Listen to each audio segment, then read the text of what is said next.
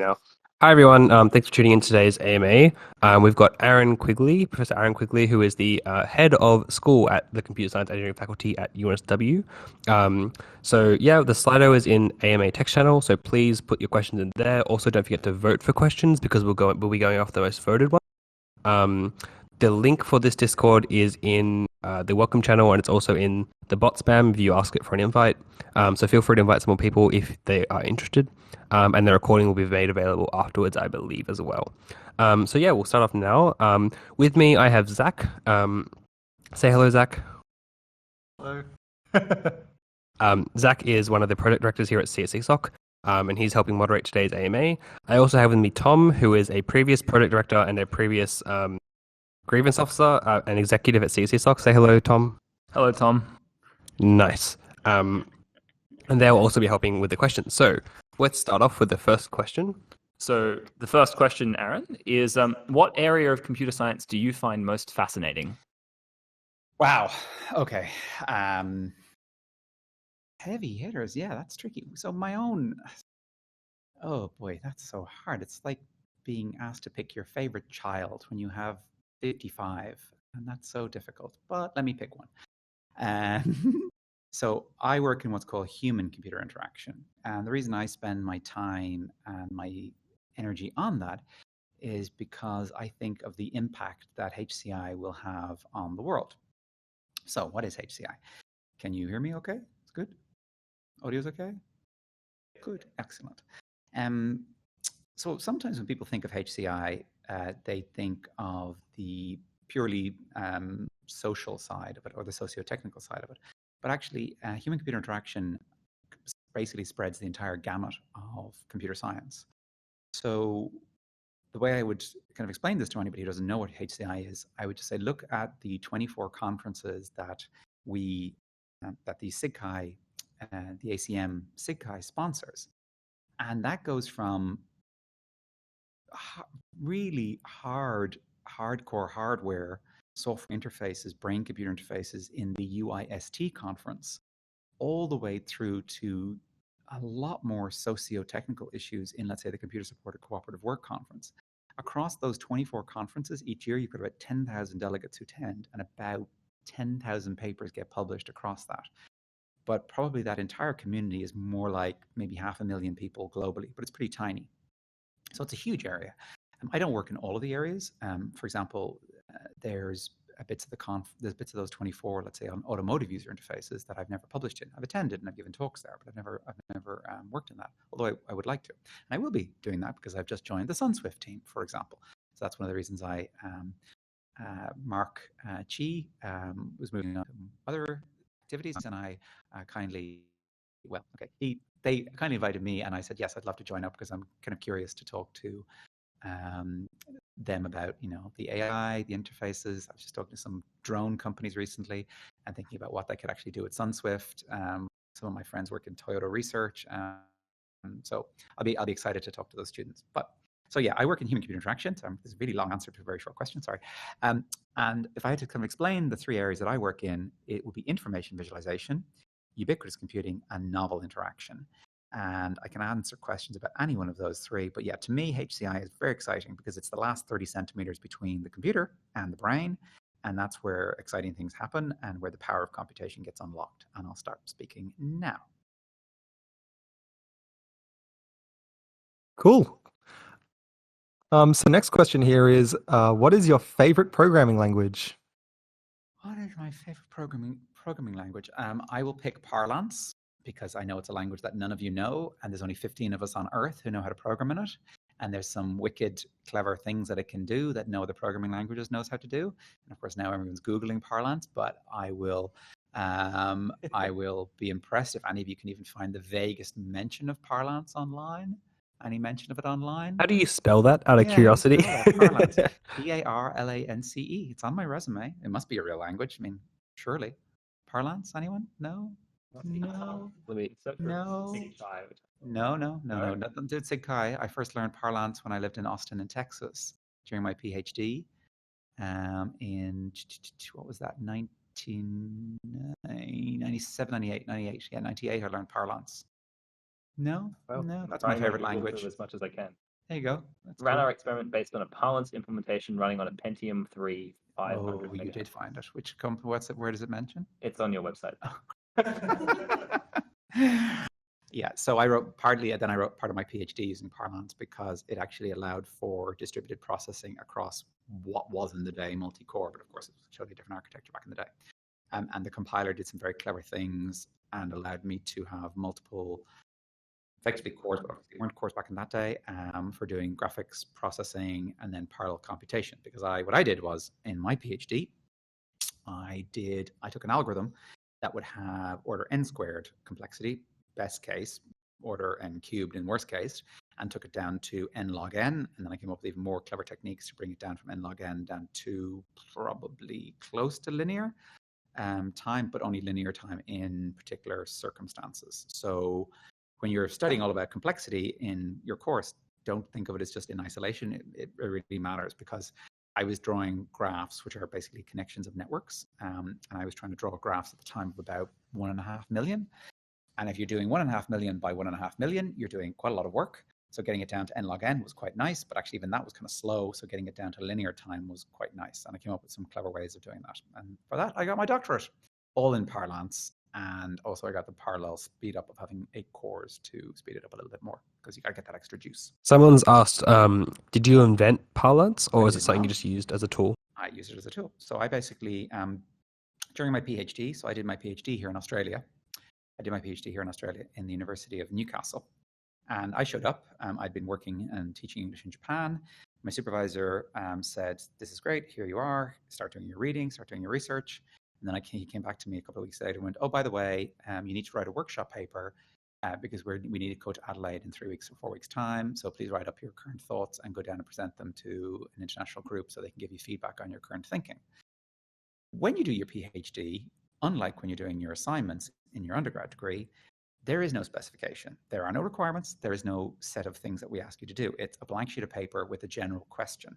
So that's kind of scary. So I wrote that up. And then after I was presenting it, my supervisor said, "Great, I have even better news. I'm leaving.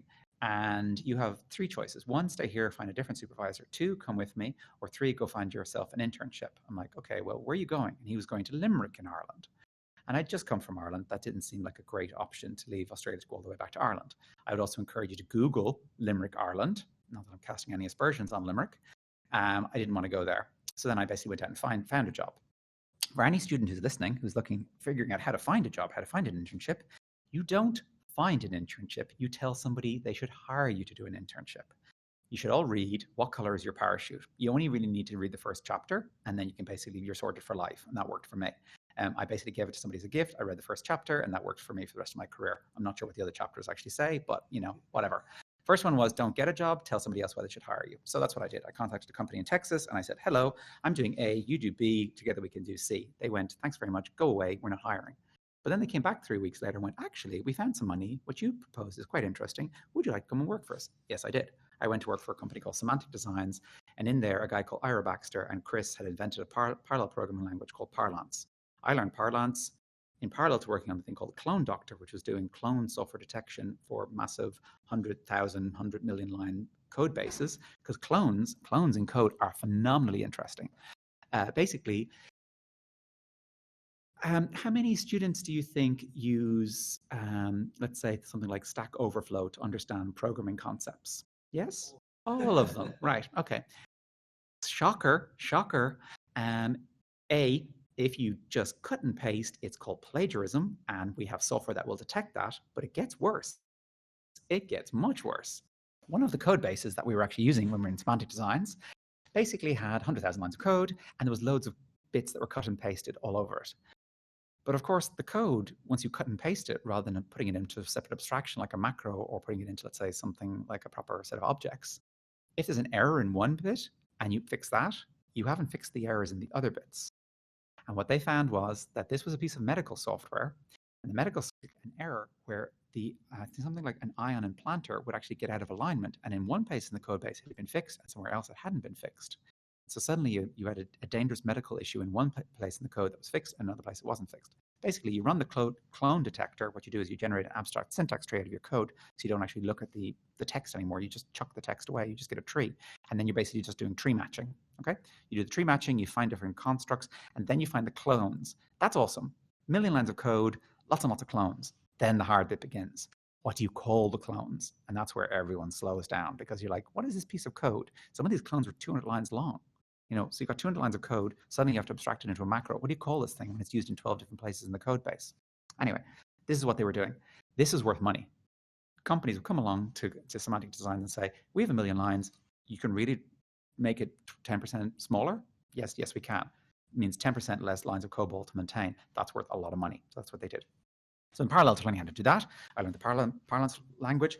And then also I discovered in this sort of thinking about trees and thinking about data structures and trees and tree algorithms, I then realized actually the problem I had with visualization, this n log n spring algorithm. So if you don't know what a spring algorithm is, just go to Wikipedia, type in spring algorithm. You can all do that now. And somewhere on that page, you should see my name mentioned, because it actually explains my PhD on the Wikipedia page and also has some other details in there about what my algorithm did in my doctorate. Okay. And I now forget the question. Sorry, what was the question again? I honestly don't know. Sorry. Anyway, so yeah, Parlance, great language. Nobody knows how to use it. Yes. It works. Favorite language is Parlance, and if anybody can basically write a compiler for Parlance, let me know, because I'm sure Ira would hire you in a heartbeat, because he's always hiring smart students. And it's still a small little company, but they do awesome software development. Sorry, long answer, short question. The question, Kai, was what was your favorite programming language? Tom, do you ask the next one? Yeah, sure. So this is one, just given you're somewhat new and some people might not even know what you do. What does it mean to be a head of school? What do you actually do on a day-to-day basis? Oh, excellent. That's good. Conveniently, see if I have the answer to that question. Oh, awesome, I do. Because I had to write this up. I've been invited onto the Orion program, the Orion Leadership Program. The university put me forward for this, which is quite nice. Sounds very exciting, doesn't it? I hope I get to go to space. I'll be very disappointed if I don't. That's not going to help me. So I basically had to go back and read my job at the advertisement. I had to go back and look at my school strategy that I'm working on at the moment. I had to look at my day-to-day details as to what I actually do, and I had to check, am I actually doing what I'm supposed to be doing? And yes, I am actually doing what I'm supposed to be doing, which is good. Right. Number one, I have to develop a strategic vision for CSE. Very happy to explain that. I just spent the last 50 minutes explaining it to one of the professors, and I can bore you all senseless with what that actually means. Number two, I have to develop a more productive workplace culture. Number three, I have to drive academic performance. Number four, I have to enhance our global reputation. Number five, I have to retain and develop staff along with effective school management. And number six, which you'll all be glad to know, I have to improve the student experience. Okay, those are the 6 things I have to do as head of school. Do you want to go next? You might want to dig into some of those in more detail, because that doesn't really explain what I do day to day. Yeah, do you want to do day to day? Yeah. Which day? Today or tomorrow? Tell us what you're doing tomorrow. Oh, that's a good day to pick. Tomorrow's a very good day to pick. Tom, you'll be part of my day tomorrow. That's correct. Okay. So what is tomorrow? Yeah. Oh, will you be there too? Cool. So because you're both coming, tomorrow becomes a special day. If you weren't coming, it'll be slightly less special. Okay. How nice. Yes. Well, literally. So when we have a school meeting that has the student reps present, we can constitute it as a school board meeting. Okay, which means we can actually report it in a slightly different way than we can report a regular school meeting. And that's actually important, because tomorrow I'm going to be outlining the strategic imperatives for the school, which are going to carry us forward for the next 5 years. It also means, of course, that you both tomorrow will hear quite exciting but also highly confidential information as student reps about finances and budget and all kinds of exciting things that would make your eye water, but I have to worry about. So tomorrow, what do I do tomorrow? Interesting. Do you like honest, humble, or connecting to actually explaining who I really am talking to day to day? What do you want, humble or non-humble? Honest, right. No, I'm not bragging. Okay, just to kind of give you context. Yesterday, the person I'm talking to tomorrow met with Windsurf. You know Windsurf? Nope. Okay, you should all Google Windsurf. That's terrible. You're getting negative points over here. You know who Windsurf is? I've heard the name. Wow. Windsurf? Not at all. Yes, the fan at the end to that one. Just that guy. This is the thing. Oh boy, oy, oy, oy, oy. Oh, you're not, are you? You're doing networks? But it's only you're only your first week. Okay. Who's your lecturer? Who's the lecturer? Okay. Very good. Yeah. Don't tell NetLab that you don't know who Vint Cerf is. Anyway, Vint came here a few years ago. Toby interviewed him. Anyway, so Vint and Ben Schneiderman, who you probably won't know because he's very big in HCI, and Vicky Hansen, who's the head of the ACM. We're talking to the person I'm speaking to tomorrow, Matt Jones, and they're talking about AI and HCI. Okay, because this is a big deal for us at the moment because AI, awesome, but without HCI, death is the short and the long of it. So I'm talking to Matt because we're trying to set up a new AI institute here, and I want to talk to him about federating these globally so that it's not just us, it's all of us. That's 7:15 to 8 o'clock. Do you want me to keep going? Right. 8 o'clock until 9, I sit on an advisory board, which you can find on my LinkedIn page, for a new company called Inference Frame.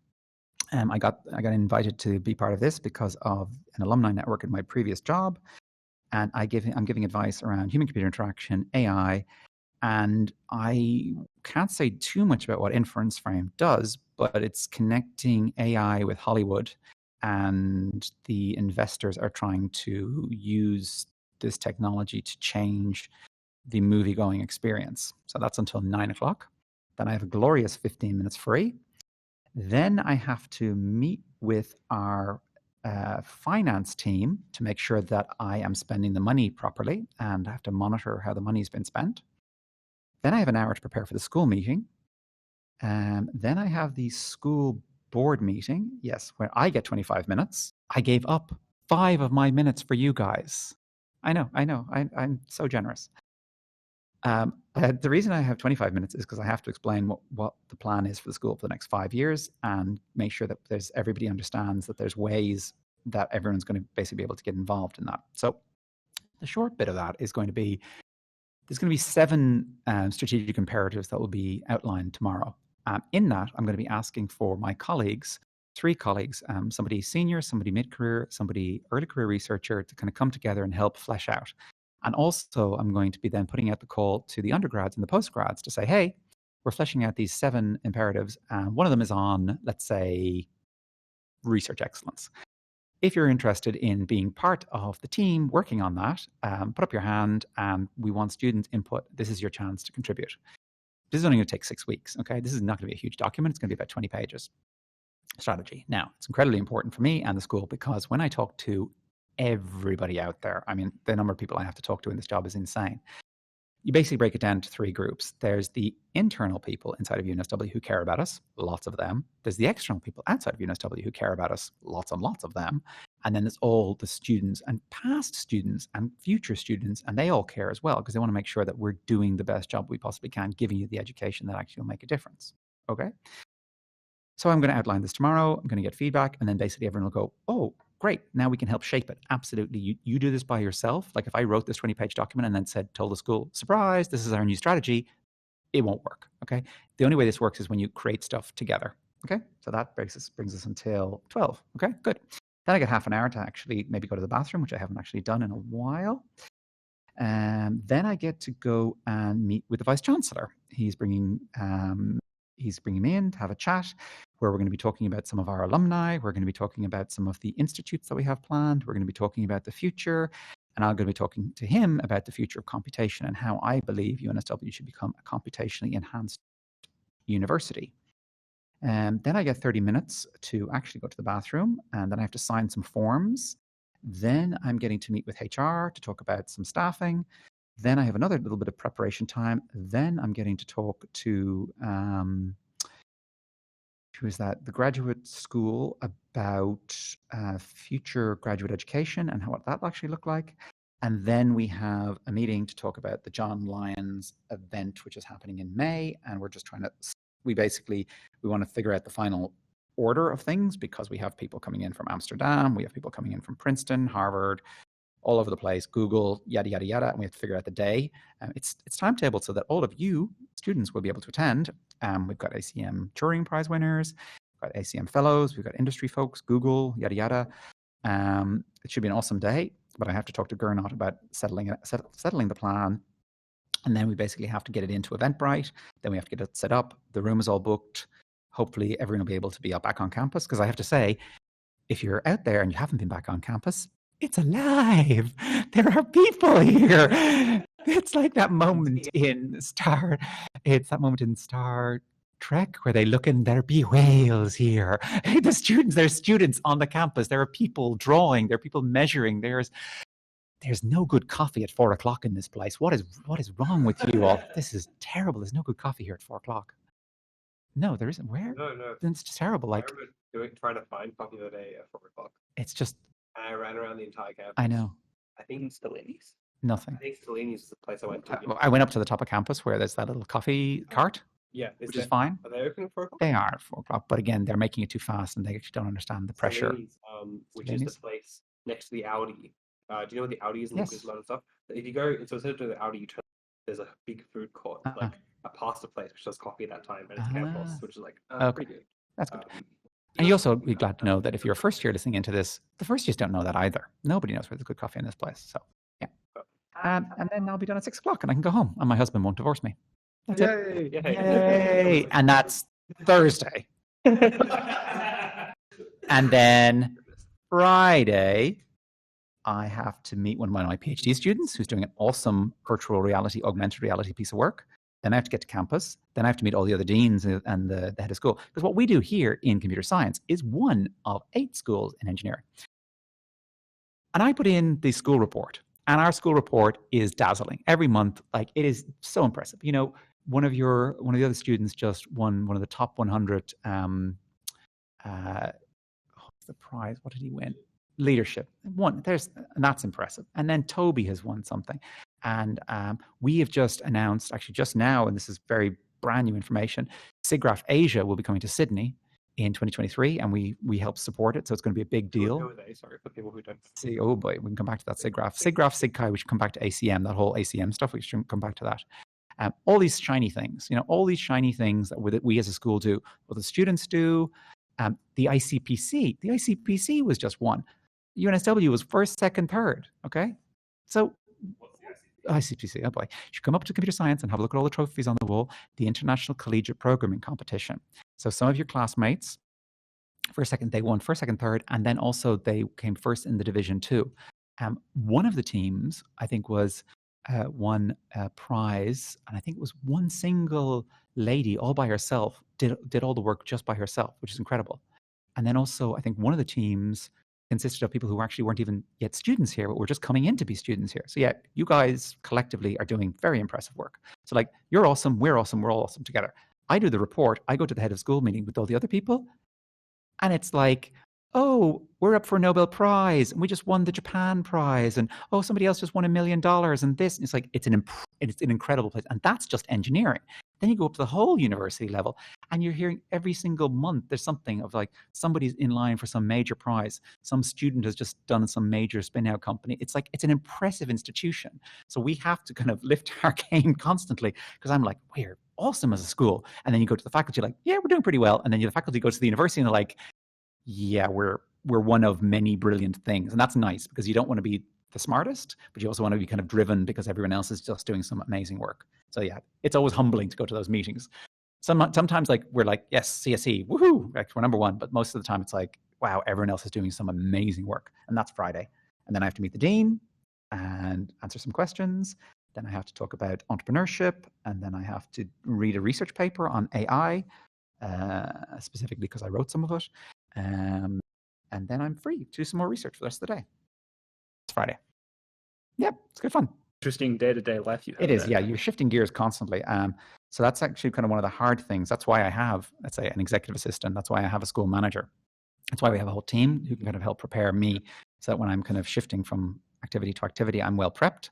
And generally, people are just coming and asking for advice, saying, look, I've looked into this. I want to do A, B, or C. I think A and B would work, but B has some issues and some risks. What do you think? And then I go, well, talk to this person, go back and take a little bit of A and add it to B, and then let's make a decision in sort of 48 hours time, and then we act. And by say I delegate is my kind of key strategy. Yeah, cool. So the next question here is, what is your opinion on P equals NP? That is a great question. That was kind of a driving question when I was doing my PhD, because it's one of those, when I think of people, let's say, doing optical computing, people who are doing organic computing, people who are doing quantum computing, when I think about the implications of what that would actually mean for so many different forms of computing, it would be great, if somebody could definitively say one way or the other. It would be great because it would put the issue to rest. If, of course, because then we wouldn't have to talk about it anymore. If we, I still think it's because of the way we actually structure our thinking about computation, and because of the way we actually have the mathematics that underpin computation. I feel like it's going to be something is potentially unresolvable, or maybe it'll be something that's one of these has a very, very complex. Because I've seen people come up with formulations to say they've proven one way versus the other, and actually the formulation they come up with is 80 pages long, and all of the other people who understand the mathematics behind it can't actually independently verify it. So I think it's right now, I think it's a limitation of our collective thinking and our understanding as to what computation is. And the actual question of it in 50 years' time, we'll look back and we'll kind of laugh, or maybe not 50 years, maybe 100 or 500 years' time, we'll look back and laugh because we didn't understand the vocabulary well enough to ask the right question. So I think right now P equals NP is the wrong question. And I think in a few hundred years' time, we'll have a better way of thinking about that. So, but it is very interesting, because obviously if somebody did have an answer to it and it was, they're the same, bye-bye cryptography, for example. Which of course would kind of grind a lot of things to the halt. Yeah, so, it's funny. For our week store, we told people that if they sold P equals NP, we'd give them $1,000. Oh, cool! Not telling them that there was $1 million prize on the line, but actually, that's interesting you said that. So Toby Walsh here in UNSW, he used to be in Scotland, so he's a professor of AI. So one of his co-authors is a gentleman called Ian Gent. So together they've written 50, 60 papers. I used to work with Ian in the University of St. Andrews. Now, Ian wrote a paper about 5, maybe 6 years ago, in which he said, we have made headway on the Queen's, what exactly is the formulation of this? There's a thing called the Queen's problem, which is basically, how do you lay out all the queens on a chessboard so that they can or can't take each other, something like this. Anyway, they came up with a formulation for this exact problem. But in doing that, they said, oh, actually, this gets us some way towards, answering this bigger question. The media, of course, understood this and said, these people are on the cusp of solving this $1 million prize. Then, of course, a lot of people came forward to them to say, like, oh, we can solve that problem. We can solve this problem. Give us the $1 million. You're like, no. So you have to be careful how you frame your answers. I have to go back and look at the exact formulation of it. But whatever the way the media picked up on it, they suddenly got deluged with all these people who were able to solve their problem and then wanted $1 million. And they had to kind of sadly write back to them to go, we're sorry, you're not getting $1 million, at least not from us. Specifically, they weren't saying they had $1 million. They were saying somebody else over there has $1 million, and if you solve this problem, they'll give you the money.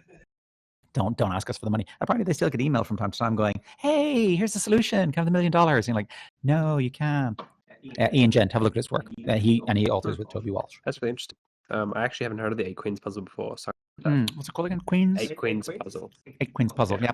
I kind of vaguely remember it from my data structures course, but I don't have it's not clearly in my brain as for exactly what. It's really interesting because chess has been trending a lot now because of what was the TV show? Queen's Gambit. So there was a Netflix TV show called Queen's Gambit that went like pretty much viral. And so chess.com, which is one of like the major chess websites, I think it was like a 5,000% increase in player base because people were just like, oh, chess is a really cool game, so we're gonna start playing it more.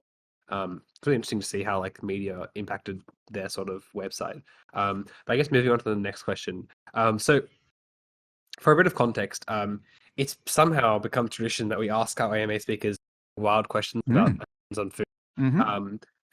We have a CSOC camp each year, right? And so what happens in that camp is we will take about 100 students and about 30 leaders, mentors, and we'll go away to a campground, do some activities, meet some people, friends, and the idea is that first years get like integrated within the society and within like meeting new people, right? Now for camp leader applications, we invite people to become camp leaders, and so they meet new students and sort of lead them through their first year. One of the questions for some reason was, does pineapple belong on pizza? And it Yes. was a pretty divisive answer. No, So no, yes. yes, No, yeah, absolutely. Yeah, cool. 100%. I can tell you what else lands on pizza as What well. else? Much Please. worse than, I don't know, it can always get worse. So you must have taken a group out to Mudgee in the I past. think so, but not for the camp. It would have been for an outreach trip, I think. Okay. So we went to a winery a few weeks ago, and there were some students sitting there at the other end, quaffing the wine, speaking very intelligently about the wine, going, yes, well, when we came here as a student group, the wine wasn't as good, but it's much better now. I'm like, oh, interesting. Yes, CSE sock, they were there. Yes, oh, that was very good. Oh, that was delightful. Oh, I love this. Beaujolais. I was sitting there laughing, thinking, are they alumni or current students? So I didn't say anything. But anyway, pineapple on pizza. Yeah, I used to live in Japan.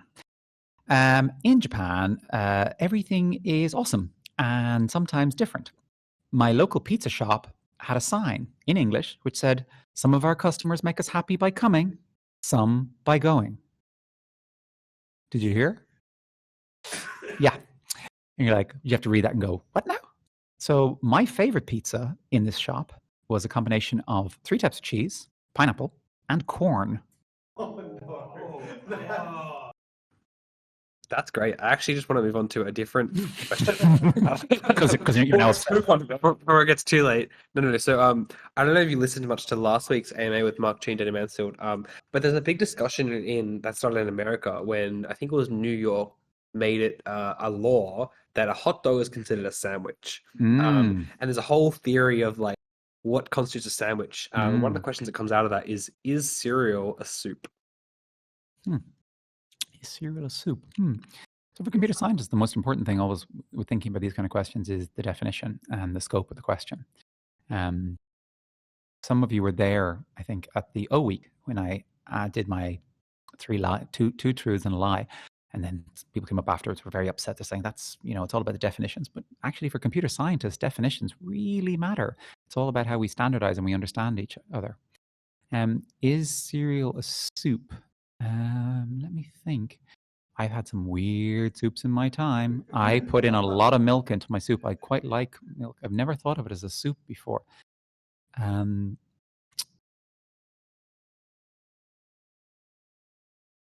I have had soups with like croutons. What's the difference? So, depending on your definition. So yeah, if you were to define soup according to its constituent components, and you were then to define and then to look at, like, it's basically, is it an instance of, here's the class description, is cereal an instance of this? I could actually say, yeah, it probably is. But then you might want to think about the types of polymorphism that you're actually encoding into this structure, because there's about 17 different types of polymorphism. So in college, you probably only learn about like 1 or 2. There's a lot of different types of polymorphism. So I think there would be probably branches of the tree structure into which it would no longer be classified as a soup. But that at least then you would have the kind of parent class, which is still soup. So it would actually be okay for it to be considered a soup. Maybe is more of a technical answer than you were looking for. So yeah, sure, it could be a soup, but think about your definitions. If nothing else, you've definitely convinced us that you're the computer science head of school. So Gotcha. We've done that. Right.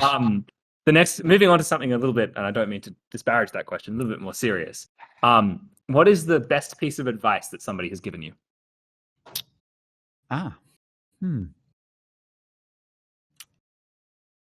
your stage in life or ever? Probably useful to have somewhere around our stage in life.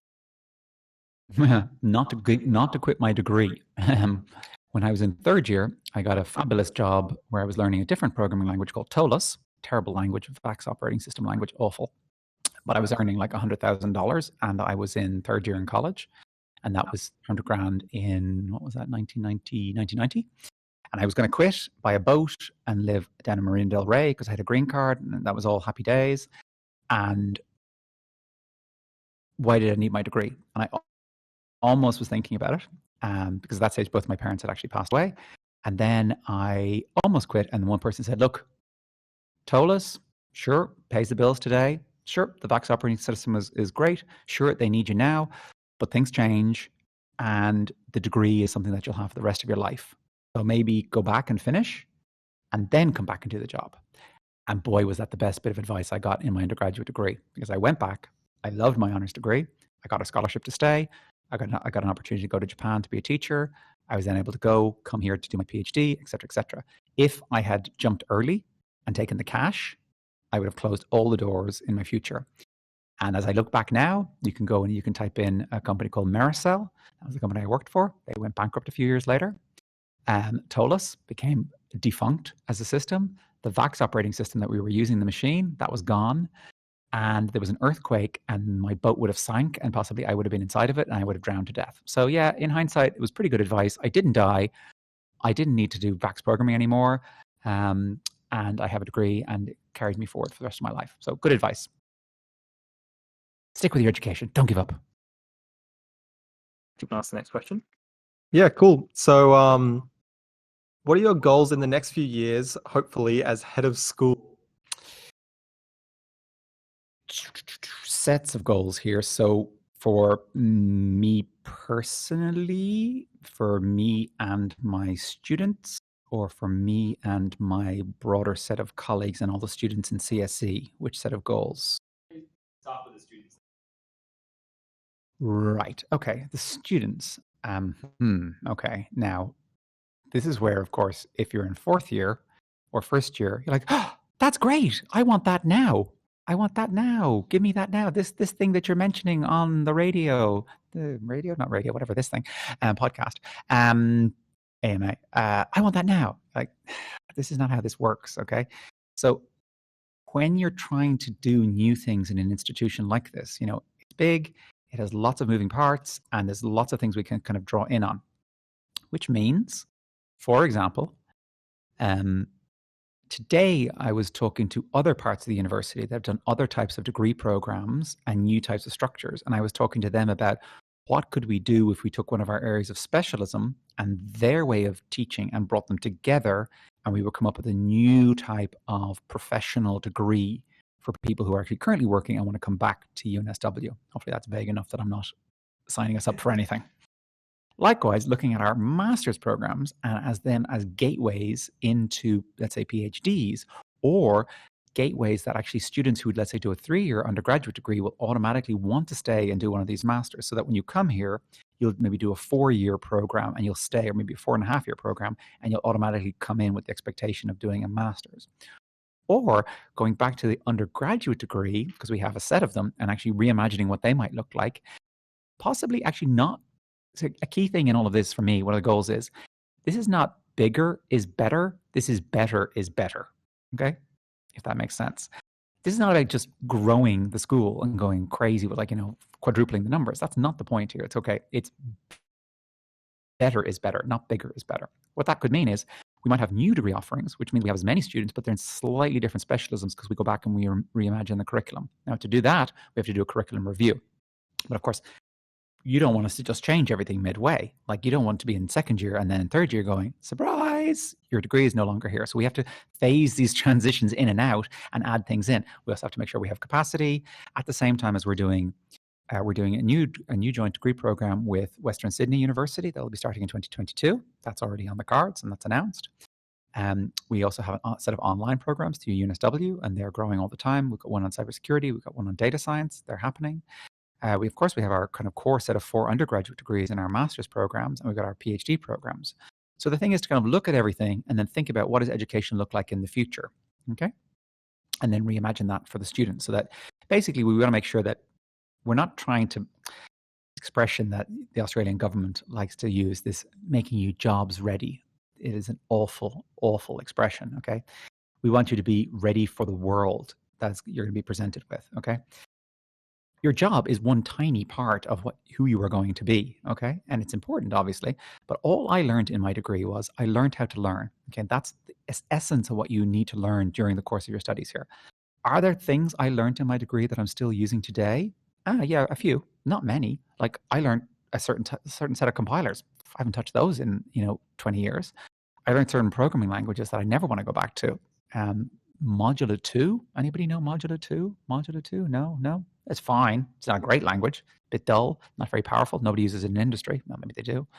Did I learn some ethics concepts in first year that I still apply today? Oh yeah, for sure. Stuff I picked up in my honors degree, probably some of the graphic stuff. I was talking today to the people in the Epicenter. It's an awesome part of the university. If you've never touched it, Epicenter? No? here they are, shaking their heads in their third year and fourth year. They're knowledgeable. They're student reps. They're supposed to be Google Epicenter. Have a look at the. You should. Oh, anyone who's listening now, type in Epicenter and have a look at the facilities they've got. Hemispheric domes, the size of this room. Big AR setups, VR setups. Big 360. It's in Paddington. Oh, Paddington. It's not like Canberra. It's just down the road. But I haven't been to Paddington campus yet. So How long have you been here? 2 years. This is 3 my third year. years. Are you from Sydney? Yeah. Oh, wow. There's not much of a reason usually for me to go to Paddington. Gotcha. But you do know where it is. The other side. Yeah, I do know where it is. I do know what it is as well. Excellent. That helps. Yes, that's one bit of advice I would give you, especially if your time is running out in college. Take advantage of all the bits that are still available while you actually have the time here to go see them all. Go to things that you wouldn't necessarily normally go to, like the Paddington campus, for example. Visit the Epicenter. Anyway, again, I forget the question. The question was originally like, what are your goals for? Oh yeah, so that was the education. Education one is basically to take all these brilliant bits, to look at all the pieces that we actually have, to reformulate the education program. But that's long-term goals. That's for the 5-year goals.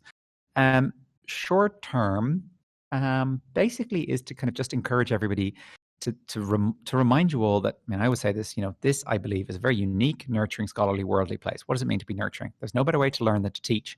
So I want to kind of encourage everybody who's listening to think about, how do you support each other in your learning? How do you actually get involved as a demonstrator, as a tutor? How do you actually take advantage of that? How do you become like more active participants in CSE SOC? Because the best courses I did, the best things I learned were the ones where I was explaining it to other people, because it really cemented my own knowledge. I mean, I guess you've all been demonstrators or tutors. Yep. Okay. When you're explaining it to someone else, do you need to understand it the same or more than you did before?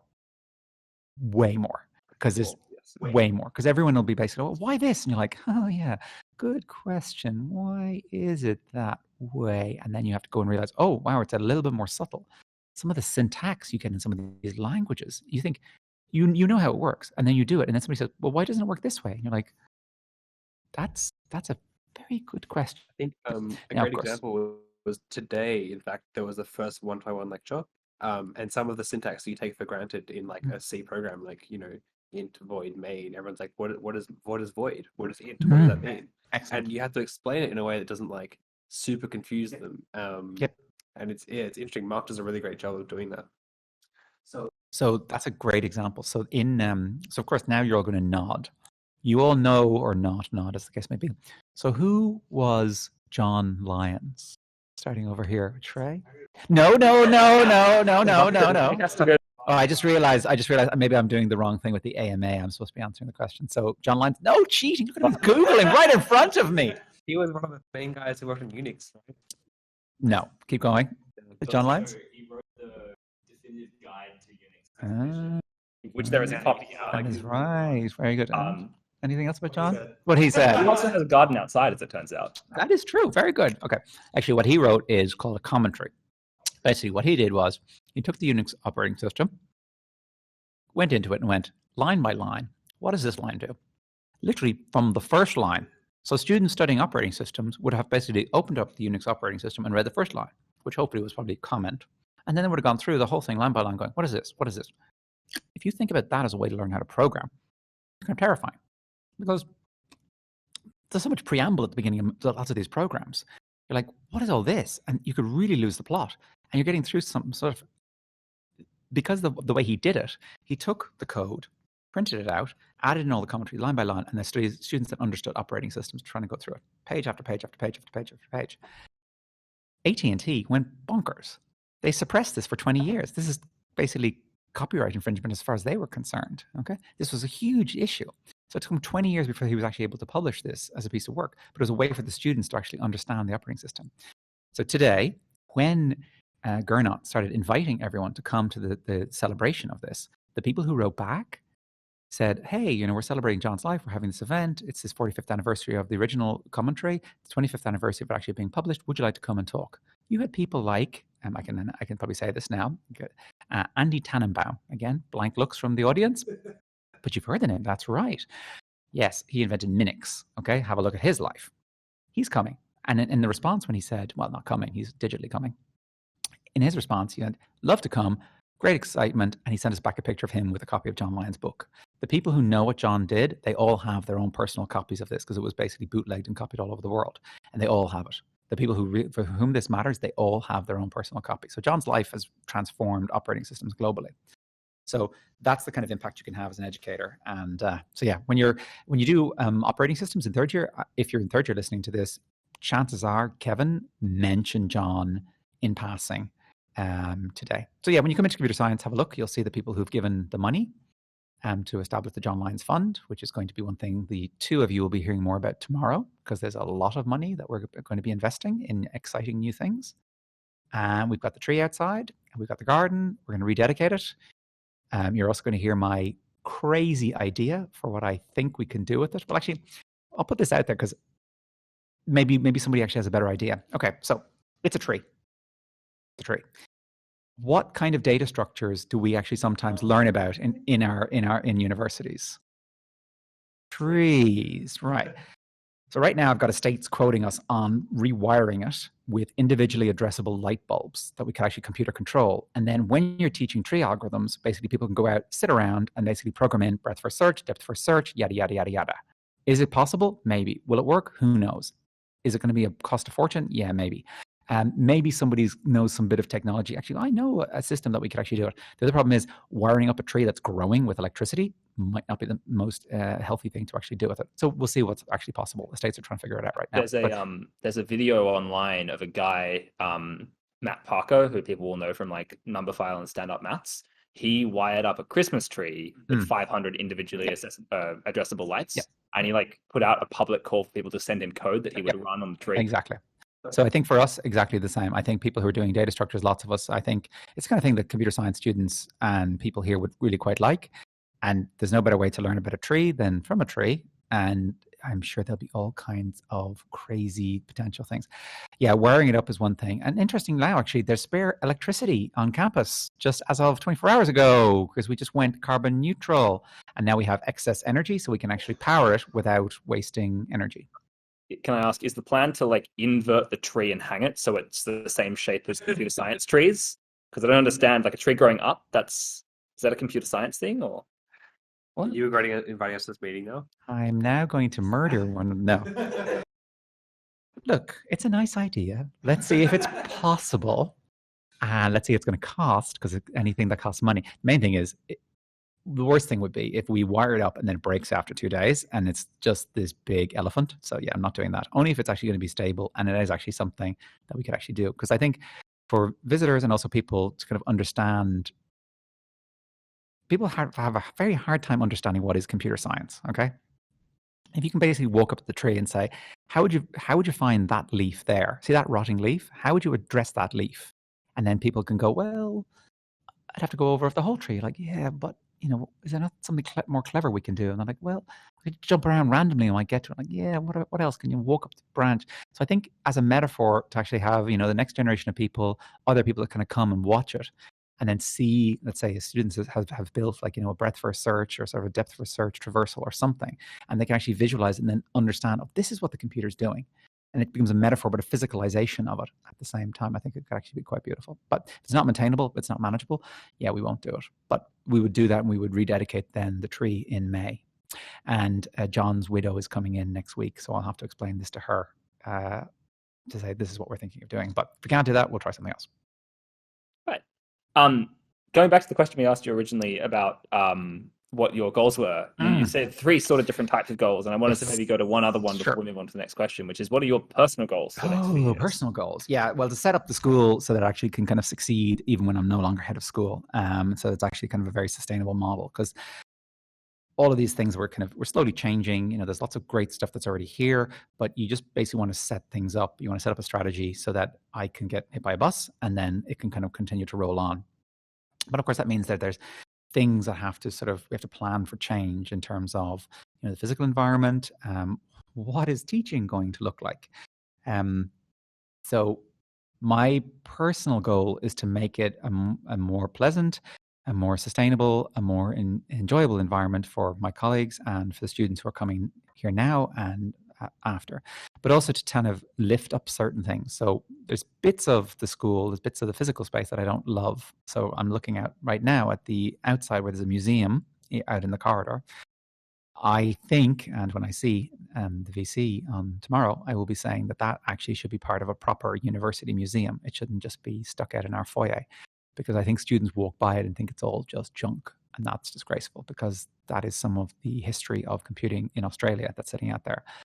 There's a Hollerith. There's a Hollerith out there. It's incredible. Like, Hollerith became IBM, but it's labeled out there as Hollerith. Hollerith devices were used to do the first census in the United States. Hollerith devices were used by the Nazis during World War II to actually do the tabulation of the census, so they could actually figure out who was Jewish. So actually, anytime you're thinking about the ethics of computation, people are like, oh, this is a new thing. You're like, it's not a new thing. Like, the Nazis were basically using it to kind of count up people and then actually determine, well, you're 1/8 Jewish, so unfortunately, we know where you're going. So computation has been misused for a long time. It's not just this new incarnation that we're dealing with. Even like just during some of the kind of the uprisings that you have in other countries, the stats and the data that people actually have and the ability to do it, you can institute like horrific genocide, at the touch of a button these days. And the Hollerith is, one of the things that was actually used. You go to the Holocaust Museum in Washington, D.C., you'll see IBM computers there that were being used to help, tabulate and determine who gets to go to the gas chambers and who doesn't. So computation for a long time has been used for good, but also been used for a hell of a lot of evil. So, so my goal there personally is to kind of set the school up so for great success in the future, because I plan, I'll just become back to just being a regular professor after my tenure as head of school is up. Yep, cool. So, jumping back to something that we talked about a little bit earlier, what is the ACM? Why should I join? Yeah, why should you join? Well, it's free. So I took out the departmental membership, which basically meant we paid for all the staff to be members. And then as part of it, we negotiated for all the students to be members. Now, of course, sometimes when things are free, people ignore them, which is a shame, but we do understand that's life. Now, I will ask my three interrogators, did any of you take the opportunity? You did. Awesome. Okay, so yeah, it's on your to-do list. Yeah, don't leave it too late. You'll regret it. So what did you find after you became a member that you thought, oh, that's interesting, I could use that? So I haven't looked around too much at my membership. It only happened recently. I know I've been getting emails every few days about interesting news items, which I've looked at a few at, which is sort of good updates. And I'm also aware that there's a bunch of resources that are around of like that you can read and that sort of stuff, and that I've been meaning to explore more, though I will admit that at the moment, week 1 of term has landed priority. Absolutely. So I think for the immediate, for any student, the other thing that I would say that's in there is the books, big set of books that are good, and actually a really interesting set of videos. And actually also some live events that you get invited to. And this kind of gives you basically a heads up on what's coming and what would excite you. So, for example, when I was back in St. Andrews, every time Google showed up on campus, everybody and their cat showed up because you all want to go and work for Google. Is that the same here in UNSW, or have you're all so over Google? I think that most people do show up when people hear Google or Canada or Facebook, especially when Canada's offering like free barbecues. That definitely brings out the free crowds. Food. It's the deluxe barbecue. They bring in their own chef. Usually runs a weekly barbecue down at John Lyons Garden. Mm. Now, obviously, because of COVID, we haven't been able to do that this year, most of last year. But Canberra, when they come in, they don't like our normal sausages. They bring their own flame grill and their professional chefs to cook massive steaks and like make homemade juice in front of us and everything. And they had their recruiters come and talk while their chefs are literally making this amazing, awesome meal. But yeah, everybody really enjoys the big companies. The upshot of which is yes, big companies good. I think it's what you'll hear from many CSE students. Gotcha. So I'm guessing CSE SOC organize hackathons. Yes. Gotcha. Yeah, Okay. 2019, we won the best event at UNSW was our hackathon. So you're awesome. The society sounds great. But I will point out, when I was in St. Andrews, a small little university on the edge of Scotland in a very remote location, there the Student Society put on their hackathon. Now, they set up a committee to go get money. So the next time you do a hackathon, get money. Get a lot of money. Okay?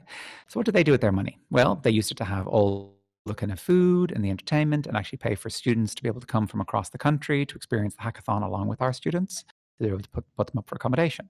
They were also able to rent an articulated lorry with food and barbecues, and they got chefs to come up and set up outside a massive burger sausage mega fest, and they fed everybody for like 4 days. They had a gin bar, they had cocktails, they had a champagne hour, they had you name it, because once you get a bit of money and people want to show up and help give out prizes, they also got all the companies to come and be on the teams with them. So these were some of the alumni, but they're also some of the third and fourth and fifth people who've been kind of out there working and said, well, if you're going to be a hacker, come along. These people, because you want to see, like, these companies, like, I want to go work for JP Morgan, right? How long have you been working for JP Morgan? 3 years, right? Let's work on a team together. Wow, you're awesome. Or I never want to work with you. Get them in, get them coding with you. Don't just say like, oh, we're awesome, you should come work with us. Get them in and get them coding. So I look forward to seeing a CSE SOC. I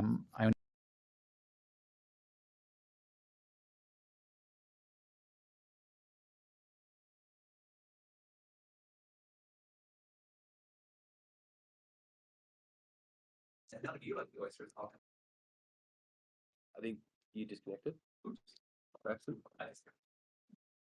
While Aaron is just reconnecting, I just like to note that Shrey did hear all of that, and as CSE SOC president, he's now bound by instruction from the head of school to follow and bring a gin bar to I'm campus. pretty sure we were already talking about the oyster bath. Yeah. Yeah. That's Right.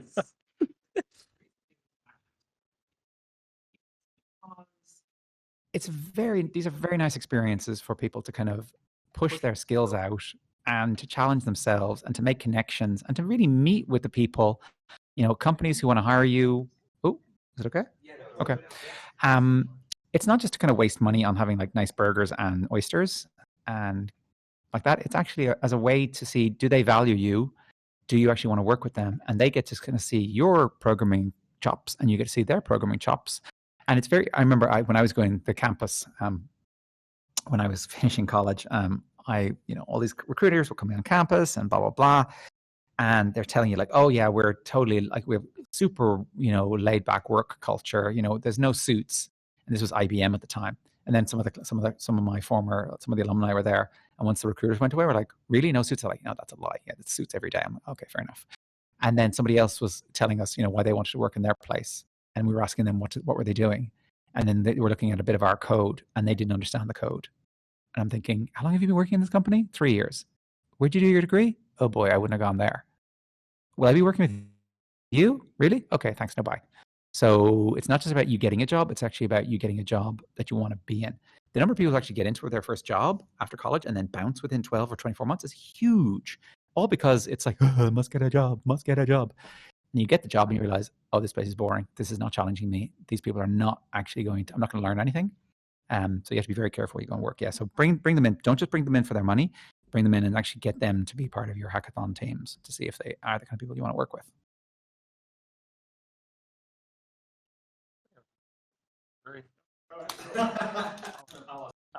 So here's another question about your sort of head of school shit. So a comment here that you're relatively new to CSE and to UNSW. Yeah. So what made you come here specifically? Students just like you. So I am new to UNSW, but I have been here before. Okay. So how have I been here before? So after I worked in Japan, after my undergraduate degree, I traveled across Southeast Asia. I took a slow boat to China, literally. That was good fun. Then I traveled all across Southeast Asia, shaved my head, got a tattoo, went through Vietnam, yada, yada, yada, got to Indonesia, flew down here, met my supervisor, started doing my PhD, stayed for a while, went to Texas, came back, stayed again, went to Ireland, came back, went to America, worked in Boston during 9/11, came back, worked here, came back because I didn't want to go straight into doing an academic job, a permanent academic job. So I came back here and I got 2 jobs. I got a job in UNSW and I got a job in University of Sydney. Okay, so University of New South Wales, Fethy, who works here as a professor, he offered me a job. He doesn't remember, I do. He would have been great to work for. Topic would have been great to work for, but his boss's boss's boss was Satan. So I decided I wouldn't work for that because the reason, not actually Satan, that's a metaphor, just in case that's not clear. His rationale, his boss's boss's boss's rationale for why he wanted to do research completely didn't align with my moral compass and code. And I was proved right. So I went instead to the University of Sydney, where I worked with Bob Comerfield and Judy Kay, great bosses, and through them I got to work with people like Claude Sammet here and other people like that. Now, while I was there, I was a postdoc, and Bob and Judy were awesome, and they gave me lots of flexibility to kind of come up with my own ideas and my own projects, which I did. And then I went out with one of my friends, Nathan, and we went out to some bar down in town, and I had very glorious blonde tips to my hair. And I'm Irish, in case you haven't figured that out. And one of his friends was there, who then proceeded to tease me because he said I looked like Buffy. Not Buffy. I didn't look like Buffy. I looked like who's the vampire? Angel. Anyway, I look like Angel from Buffy the Vampire Slayer. Maybe it's a different generation. Any of you know Buffy? No? Buffy? Little bit Buffy? Just you know, slightly. yeah. Anyway, type in Buffy Angel, and that's what I look like. Now, if anybody actually is going to do that search and have a look at me right now, just realize I was like significantly younger then.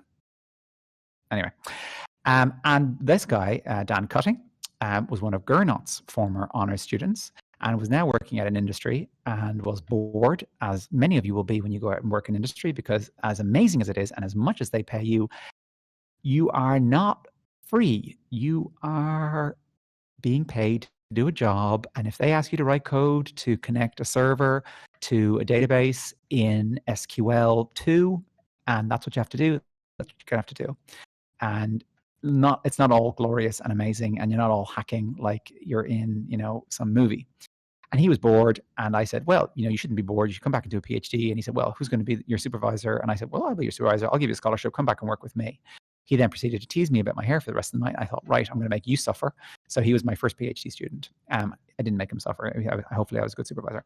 He told me all about Gernot. He told me all about UNSW, and he was in Sydney doing his PhD, which of course made him very popular when he was telling all the other students in the University of Sydney about how awesome UNSW was, and they're the best students, and it was the most amazing place, and they were the most technically sophisticated people, and they did real computer science. I'm like, what is this place? Who are these people? So when I came here from time to time to meet all the students and meet people like Claude and his students and other people here, you actually do realize, actually, yes, it is true.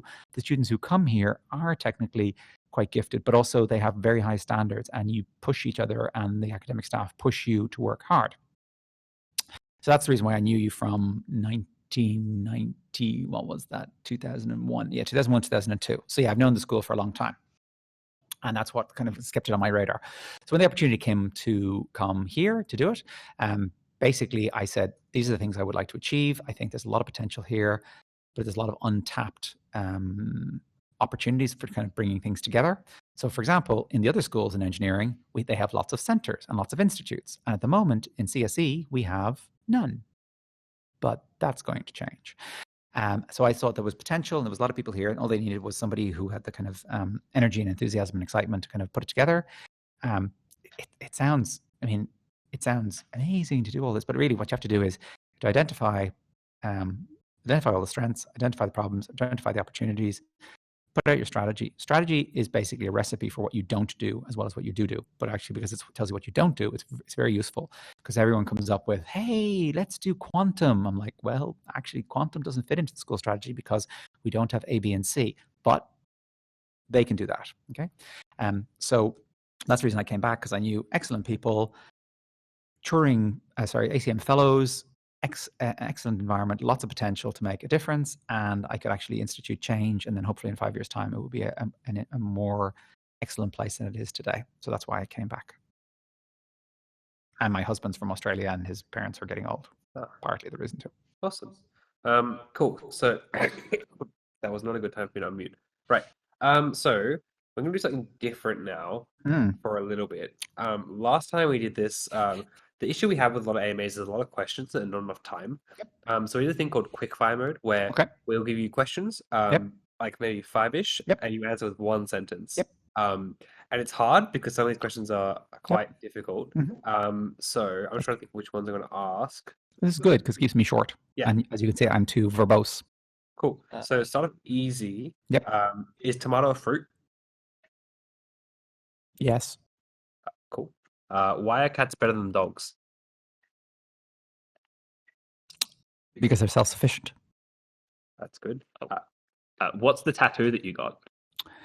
I hope it says the pursuit of harmony. You got. Cool. I don't speak that language perfectly, so let's just hope that's true. What is the meaning of life? To be happy, And why is it 42? because it makes us ask questions about what is the meaning of life. How many universities have you worked in? Define work. Held Paid. employment at. Held employment out, right. I need like the questions. Japanese. 7. 7. Paul, these kinds of brackets, and for anyone who's at home, you may hear of these as braces. Curly brackets? Curly brackets. Okay. Hi back. How much Dogecoin do you own? Is that, can you say it? Dogecoin. Sorry. Dogecoin. How posh. None. But my nephew owns a lot. What's your view of Sydney becoming a tech hub in 5 to 15 years? One of the reasons I'm here. Cool.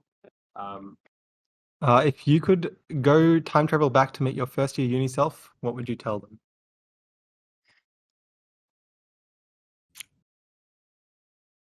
Honest answer or not honest answer? Honest answer, of course. Don't sleep with that girl.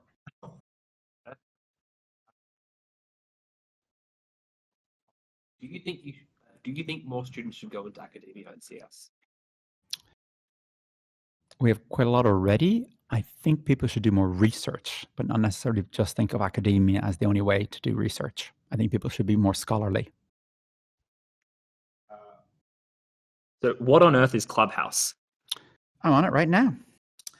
You kids, you're so behind the curve. All the youth are on Clubhouse right now, and here I am sitting in my own Clubhouse room all by myself.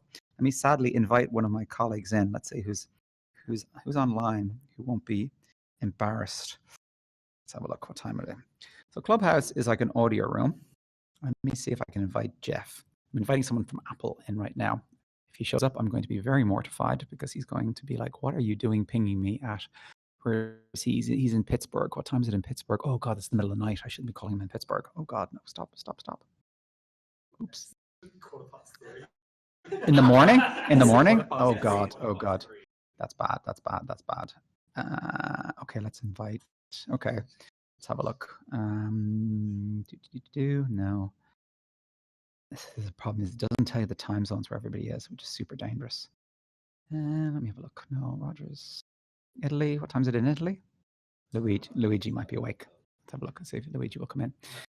Okay, so it's kind of like this basically, but just a slightly better interface. Well, actually, no, that's not true. An incredibly better interface. This thing is a train wreck of usability and user experience. This thing's a nightmare. It looks like somebody vomited pixel colors all over the screen, and like nobody knew how to design a user interface with this thing. Anyway, so Clubhouse is audio only, basically. But the reason it actually works very interestingly and quite well is that it's high quality audio. So they've got a lot of audio processing going on. So when you go into a room, okay, let's have a look. Let's see if we can actually. So nobody's joining me. It's kind of sad. I'm all by myself. Are you okay? Let's have a look. Where do you want to go into? Let's have a look. Let's find something that actually is. Oh, there's a lot. This is all kind of not safe for taking students into. Okay, here's a boring one on. Actually, let's just add in another couple of people into my room. Let's have a look. Let's have a look at this person and this person. Okay, so I've just invited actually June as well. Let's see. So it's an audio room. I'm connected to a set of people, just like you would be on a social network. I've been running this little room that's just me all by myself. Although Roger was here earlier, but he's gone. A little notification just went out to 4 or 5 people, which said, "Hey, Aaron's asking you to come into his Clubhouse room," which of course at the moment it's just ticking along and nobody's actually joining. Nobody's joining. Nope, nobody's joining. So it's kind of sad, not a very good example. So let me leave my room. And literally, it's like a room. So now I basically step out of my room and I go into the entrepreneur room. And I apologize up front if they say anything that's kind of crazy. Your mics, and let's see if we can.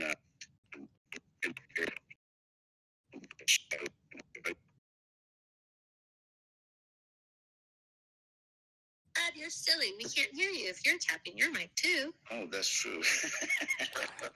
There's just conversation rooms, and there are a million people setting up all these conversation rooms. And you can either go in and be on the panel where everyone's talking to everybody else, or you can just listen. And these rooms are open to everybody. So you can just step in and listen into anything in all kinds of different languages. And there's so many of these things I cannot. I'm leaving that. So many of these rooms, because this is globally, anybody can set them up. And I'm not taking you all into some of these rooms because they are things that I just do not want. Okay, so for example, I went into one the other day where it was, I go out running a lot. I usually do the Bondi to Coogee. See, that's something we could all do as a group. Wouldn't that be fun? Like everybody wants, do people run in CSE? So there's a campus runner society, and I know that CSE has run, well, like more like walking events. Okay. In trails and stuff in the past. So CSE might do something like that. So, yeah, if you guys set something up, I'll do the Bondi to Coogee every morning with anybody who wants to do that. We can all run together. There's actually some photos I remember of like a very, very old event that happened in CSE where a bunch of the lecturers and so forth went out on some trip to Royal National Park or something. Oh, nice. Anyway, so I listen, and the one I listened to the other day was basically a group of music artists and music performers, and they're just all talking about how they're setting up their new businesses, what they're doing. But then because it's a real room, they start talking about things that they should not be talking about in public. So people started admitting to all kinds of interesting stuff. Somebody from Apple was on earlier, and they were talking about new Apple products, and they were giving us hints about what's in there. What's his name? Elon Musk has been in there giving some discussion. He was basically ripping into the people who do, what's that platform that they're all using at the moment? Robinhood. He was ripping into the Robinhood people, and that was quite delicious to listen to. Like having all these tech people just going at each other's throats, talking about the ethics of what they're all doing. Quite interesting. And the one we did recently was about augmented reality and virtual reality. Oh no, that's actually not true. I did one on the newest Apple patent, which is an evil construct. And then I invited in one of the tech reporters I knew. I invited in somebody from Apple, and then we discussed actually what's good and bad about this patent. It's basically about using it to read your brain. So they're talking basically a new patent, new using light with a head strap. And with it, it says two things that I found objectionable. Number one, it would determine whether or not you had a tumor. And number two, it would detect your level of depression. Okay? And this is in the patent. Now, no, was it depression? Anyway, this is very dangerous to say that, like, a piece of technology with a light source will actually be able to tell you if you're depressed. Okay, can you imagine? We just give you all hats, and then we basically just get you all to wear hats, and then we just know your level of depression, and then basically people could be paid accordingly. Very, very depressing. This doesn't work. Like, this is clinically cannot be true because it's not that simple. The other one, of course, the tumor. As I said, like my father died when I was in first year in college, and he died from a brain tumor. It was interesting, of course, when we actually had the discussion with somebody said, well, actually, maybe it's not detecting a brain tumor. Maybe it's detecting a tumor somewhere else in your body. And what it's actually detecting is the change in your walking pattern, the change in your gait. And that is actually true because when you get certain types of tumors in your body, it actually changes how you walk. I did actually I did a bit of research about 11, 12 years ago, called part of what's called a timed up and go test. And that actually became part of a company, Kinesis. And Kinesis now is in Ireland. And Kinesis basically does this kind of technology for actually doing an assessment. And what's nice about the Kinesis products is that it does a clinically validated check to see whether or not you have a likelihood of falls. So not that you have fallen, because this is a project, a lot of students always come up and go, hey, I've got an iPhone, it's got an accelerometer. I can figure out whether or not my grandmother's been lying on the floor with a broken hip for the last hour. You're like, if your grandmother's lying on the floor with a broken hip, it's too late. Not to depress you all, but if you are old after a certain age and you have a fall that requires hospitalization, the percentage of people who end up dead is really high. If you fall and you break and you're over 65, the percentage of that will die is really high. Okay, so what you want to do is you want a bit of technology that determines you're likely to have a fall, and then telling you, you know what, you need to put in some like barriers, you need to put in some handholds, you need to change the way you get out of bed, because a lot of people basically jump out of bed, jump up, blood drops out of the head, flows out of the head, and then basically fall over and they could break their hip. Okay, so you don't want technology that knows you're fallen over because it's too late. You want technology that thinks you might be about to fall over and gives you a warning. And that's what kind of kinesis does. So, so this is kind of interesting. So you basically, you can do this clubhouse and you can all have discussions with people and you can bring in experts and you can bring in other people. And what was amazing in this one was, I went to another room later on about VR, and people said like, what's the scariest VR experience you've ever had? Have you ever played Frogger, the computer game Frogger? You know Frogger? Yes. Frogger? You know Frogger? No, Frogger? The jumping frog. With the river and the logs. So Frogger basically is, you're playing the computer game, you're a frog, and there's a series of cars going left and right, and you have to navigate the frog from one side of the street to the other. Pretty simple, very old classic arcade game. Now, imagine this in VR, okay? Number one. Now, it gets worse. Oh no, it gets much worse. Now imagine it's not two-dimensional, now imagine it's three-dimensional, okay? Now, you would have a room like we're in here, which is, let's say, what, 10, 15 meters by, what, 5 meters? And what you would do is you set up your VR system in this room. You put on the glasses, and then you play three-dimensional Frogger. But what you're actually doing is you're playing it with girders in the air, and you jump onto a girder in VR, and then the girder is moving from left to right, and then you have to jump onto the next girder, and then you have to jump onto the next girder. And the girders are ever so slightly different heights. And you have to go all the way across this set of girders, and then all across this set of girders, and all across this set of girders. And the girders are going back and forth, and you're slowly getting higher and higher and higher and higher and higher. You're not leaving this room. You're not going up. But optically, you're up 10 stories all of a sudden. Because you jump up, and you think you're traveling from left to right. You're not traveling from left to right. They just have the game set up so that if you go too far to the left, you basically hit a death wall. So you have to jump. So you have to jump to kind of go move. So basically it keeps you in this box. It pretends, but you then think you're moving up in 3 dimensions and you're moving from left to right. So it's this like infinite space all of a sudden. You're not. And then you're up 10 stories. Then you jump and you miss the girder and you plummet to your death. And you're like, ah! You don't plummet to your death. Nothing happens, but you do this. You fall and you think, oh no. And it's terrifyingly scary because suddenly you're up 10 stories and you think you're about to drop off the edge of a building. You could have a heart attack. And I said this in the meeting. I said, this is the thing. This is the game to play. This is awesome. This is fun. This is terrifying. This is scary. And one of the other people on the call went, oh, that was my game. I'm like, what? He's like, yeah, do you not remember? We were in Tohoku. You came to visit. I was an intern. I was the one who was coding it up. I was the one who grabbed you when you nearly fell through the window. I'm like, oh my God, oh my gosh, that doesn't look like you. And that was it. So I told everybody about this amazing experience I'd had, and the person who invented it was also in the room. And so was the person from the media who now will go, that sounds like an interesting game. How do we play that? And like, well, the games companies have to build it. And then if you build it, they will come. There was actually another question about the ACM earlier that I never really answered. So we should go back to that.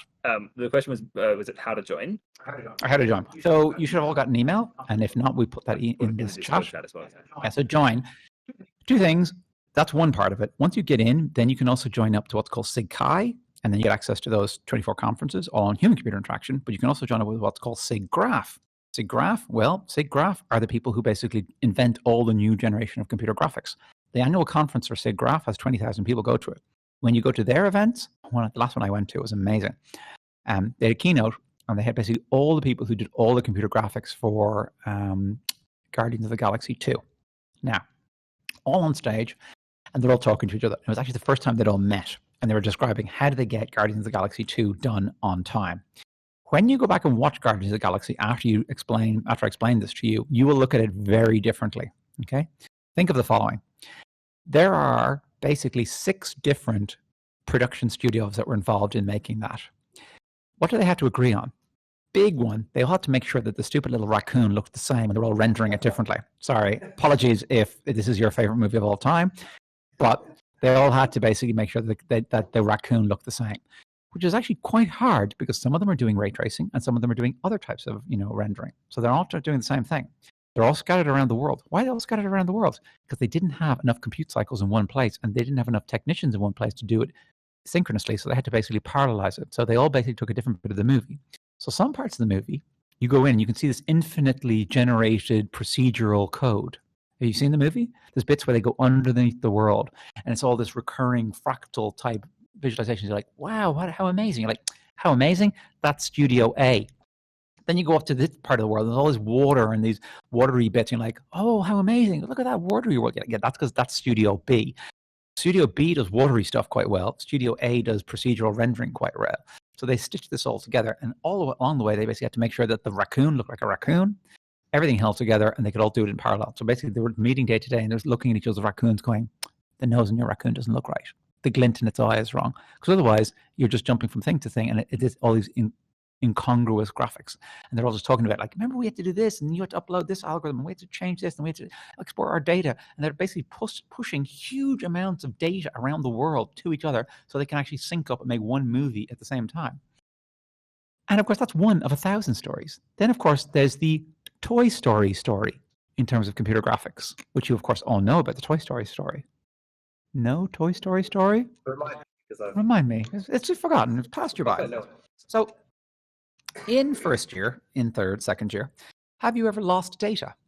Have you ever not had your backups running? Yes, I always deleted my entire 152.7. In fact, I did delete my entire 152.7. Thank goodness for CSE backups. Thank you. The day before it was due as well. Wow. Yeah. So type in Toy Story data loss. Oh, yes. Oh, yes. Oh, yes.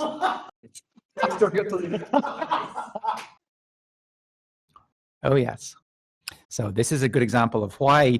Actually, it's a very interesting story about why. Yeah, it's worrying. It's worrying what goes out in the real world. And they actually, so on stage, they were all talking about this, and they were saying two good things about this. So when you actually think about making work environments more equitable for people who have kind of caring needs, who have family responsibilities, the reason Toy Story 2 actually exists as a movie is that one of the people who was working on it basically had a cron job running to basically take an offsite copy of the movie to basically bring it to their home computers every night so they could work on it remotely because they had caring responsibilities. What then happened was inside the studio, somebody had misconfigured the backups and misconfigured the code and misconfigured the system. So what actually happened was all the servers got wiped one night, but they're like, that's okay, we've got our offsite backups.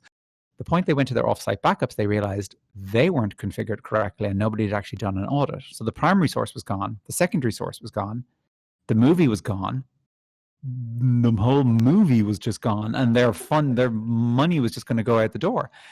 And at one stage, they were having this discussion, and then one of the engineers went, well, actually, I think I might have a backup on my home computer because I sometimes work on the movie at home, so maybe we should just go get that. So they hopped in their car, they drove over to the person's house, they took all the servers, they wrapped them in blankets, they put them in the back of the car, they drove back to the studio, and they recovered basically 98, 99% of the data.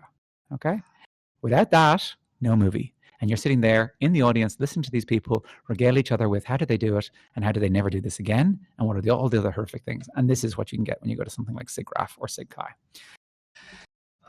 These conferences, basically, you get inside the mind of the kind of people you would like to work with. And it's an amazing experience. Can we ask a question? There was a good question from the AMA channel, actually, of someone saying they were worried about joining because they thought they should join when they're more senior. And nope, they're worried absolutely about... not. Definitely not. It's the way to do it is it's a family. And the whole system is basically built. I was actually just talking to the SIGGRAPH Asia people just today. So if you join up now, and if you were to say join the ACM, and then you decide, well, actually, I also want to join the SIGGRAPH or SIGCHI, you can then volunteer. You can sign up to be a volunteer straight away to say, well, I'd like to volunteer to go to SIGCHI, to the CHI conference or the other 24 conferences. And if you're a SIGCHI student member, you can sign up. And then maybe you get picked. Or you can say, I'd like to sign up to be a SIGGRAPH volunteer. Each year, 250 students, sometimes picked through lottery, and something like 170 this year for CHI get picked as volunteers. Now, if you get picked... Can you do it even if you have no experience? Yep, or if you... 100%, because this is the point. Everyone has to start somewhere. Everybody is... I just did a talk recently where I was talking about my first time to CHI. Walk in the door, very lonely, don't know anybody, and then you meet one other person. And then from there, everything else flows. And now I'm the general chair for the conference this year with 4,000 people. So everybody starts knowing nobody, and all you need to know is one other person. One other person, you're laughing. Okay. If anybody goes to CHI this year, you know me. So there you go, one person, and you'll meet other people. So SVing is awesome. SVs get a happy coat, which is currently being designed, and I've just seen the designs. We've just approved the final one, and that's amazing. You get that for free. You maybe get to win a lovely plush toy, and in the CHI community,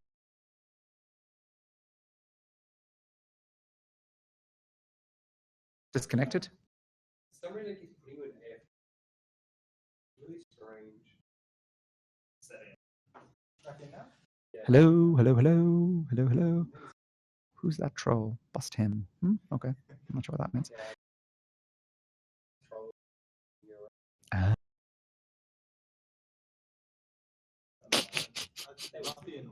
Anyway, so yeah, so if you were to say sign up to be a student volunteer for Kai, and the deadline for that is super duper soon, so you need to get your act together and sign up. You will get to meet awesome people. You'll get to be a student volunteer to attend the conference. You'll get free registration to attend the conference. Very interesting, actually. We are just signing the contract with the company that's actually providing the technology for it. And where does this recording go? When? Like when? When we'll process it, get it to you to double check everything. Okay. And then How soon? 2-3 days? A week? Yes, we haven't signed the contract yet with the company, but our preferred supplier is probably going to be an Australian company that we're going to be using. Interestingly enough, this just happened to be, and they make an awesome platform. Anyway, so if you're a student volunteer, you get to attend the conference. Normally you get tons of food, but obviously it's virtual land at the moment, so you don't get the food. You might get one of the plush toys if you're lucky. You'll definitely get a happy coat. You get free registration. What else do you get? There's a whole bag of different things. What is a happy coat? Type in happy coat. You've got Google sitting right in front of you. You don't need to ask me. You just type in happy coat. That's right. That's right. It is. That's a good point. Oh, I see. Fair enough. That's a good point. Fair enough. It's a Japanese type of coat. So the student volunteers are currently designing what it looked like. One of a kind. Pretty amazing. Actually, if you just type in happy coat Kai, HAPPI. There we go. Exactly. Those are happy coats right there. Type in HAPPI coat CHI. And you'll actually go to our webpage, which explains the student volunteer contest. And you can actually also see what the little plush toy might be, which takes, oh, wow, Pope John Paul had his own happy coat. That's incredible. Wow, amazing.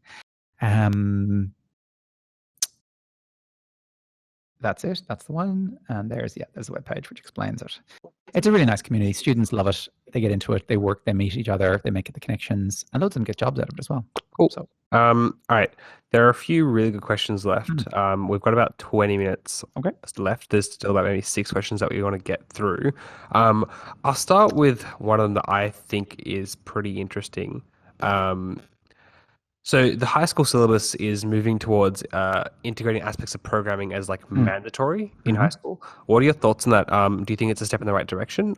And how do you think the role of universities in education will change? Yeah, so I fundamentally believe that we need computational thinking basically baked into the high school and the primary, secondary education. Now, does that mean programming languages? Not necessarily, okay?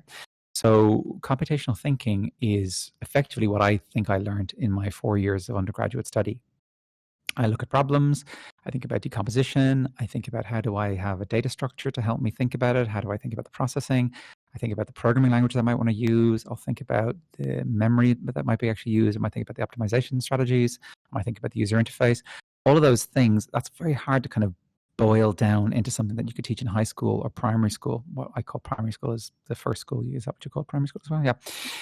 So primary and secondary education, it's very hard to kind of boil that all down. And that's not really what you want to teach at that level. What you want to think about then is literally the computational thinking, which is the idea that we have language to communicate with each other, which of course means we have spoken language and we have written language, and those have developed over a long period of time.